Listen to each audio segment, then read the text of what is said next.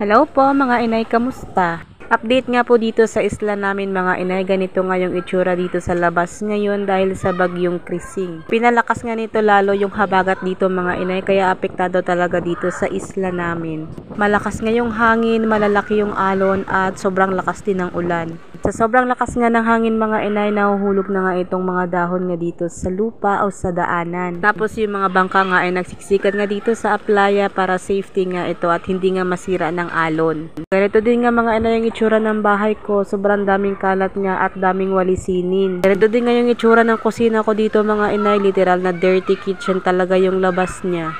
Tapos sinara ko lang muna itong tindahan mga inay dahil sa sobrang lakas. Ngayon mga paninda ko nga dito sa tindahan ay nagsiliparan. Humigop lang muna ako ng kape dyan mga inay, tapos sinamahan ko yung dalawang bata na tulog sa kwarto nga at pagkagising ko ay alas 4 ng hapon, ayan na nag-open na rin ulit ako ng tindahan. Malakas pa rin dyan mga inay pero nag-open lang ako dahil kasagsagan kasi dito sa amin ay ganitong oras nga ay maraming bumibili. Ganyan nga yung tsura ng tindahan mga inay, nahuhulog yung mga chicherya ko, pati yung nga yung mga garapon ko ng kinde ay nahuhulog din kapag malakas yung hangin. Kaya nga kanina mga inay, hindi kinaya ng power ko at nagsara ako. Ayos ko na din yung mga natumba ko mga suka mga inay, tapos schedule ko rin pala sala ng pamimili ngayon dahil naubos na nga yung aking mga toyo, pati yung aking asukal mga inay, and then yung iba pang mga item ko na paubos na rin na kailangan ko nang i-refill. Kaso nga lang ay hindi safe na lumabas ngayon ng bahay gawa nga malakas ang ulan at hangin, baka mahulugan tayo ng mga puno. Makakapag-antay din naman siguro mga inay yung mga paninda ko na kailangan kong bilhin, basta ang importante ay safe tayo. Hindi nga ako nagkamali mga inay dahil madilim ang paligid, ayan, at umulan na naman siya. Hanggang dito na lang po ito. Thank you so much po for watching. Have a nice day po sa inyong mga inay. Ingat po kayo. Bye!